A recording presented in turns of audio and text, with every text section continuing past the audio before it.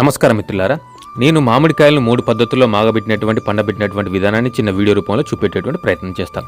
మాకున్నటువంటి బంగినపల్లి మామిడి చెట్లకు ఉన్నటువంటి కాయలను ఒకరోజు కోయడం జరిగింది. ఆ కోసినటువంటి కాయలను గ్రేడింగ్ చేసి మంచిగా పాకానికి మంచిగా సైజు ఉన్నటువంటి కాయలను 3 ట్రేలు తీసుకొని దాదాపు 90 కాయలు అనమాట. ఒక్కొక్క ట్రేలో 30 కాయలు వేసుకొని ఈక్వల్గా చేసుకొని ఒక ట్రేలో ఇథిలిన్ రైపెనింగ్ ప్యాకెట్లు 3 ప్యాకెట్లు అయితే లోపల పెట్టి మళ్ళీ దాని మీద గడ్డి సీజ్ చేసి ఒక రూమ్లో ఒక దగ్గర అయితే కట్టడం జరిగింది మిత్రులారా.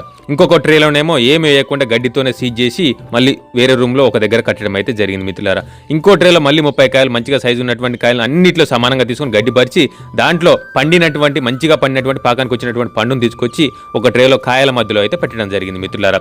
ఈ 3 ట్రేలను 2 రూముల్లో వేరు ప్రదేశాల్లో అయితే పైకి కట్టి గడ్డితో మొత్తం అన్ని విధాలుగా సీజ్ చేయడం అయితే జరిగింది మిత్రులారా. కరెక్ట్గా వారం రోజుల తర్వాత ఆ రూమ్ను ఓపెన్ చేసి వాటిని అయితే ముట్టుకోవడం జరిగింది. ఆ 3 ట్రేలను ఒక్కొక్కటి పరిశీలించగా చూస్తే ఫస్ట్ ట్రేలో మాత్రం మనం ఇథైలిన్ రైపెనింగ్ ప్యాకెట్లు పెట్టినటువంటి మాగబెట్టినటువంటి ట్రైన్ అయితే చూద్దాం మిత్రులారా. ఆ ట్రైన్ మొత్తం బయటికి తీసుకొచ్చి గడ్డి ఓపెన్ చేస్తే సగం పండాయి, సగం పండ్లు 2 పండ్లు అయితే ఖరాబ్ అయ్యాయి. కింద పడి దెబ్బలు తాకినాయి కావచ్చు, మామిడి సోన అంటినటువంటి కాయలు అయితే ఖరాబ్ అయినాయి మిత్రులారా. ఇంకో ట్రేలోనేమో ఏం వేయలేనమాట, ఓన్లీ గడ్డితోనే సీజ్ చేసిన మంచి పాకానికి వచ్చినటువంటి కాయలు ఆ ట్రేలో వేసినమాట. 3 ట్రేలో అన్ని మంచిగా పాకానికి వచ్చినటువంటి సైజు కాయలు అయితే వేసిన దీంట్లో 70 నుంచి 75% అయితే పండాయి మిత్రులారా.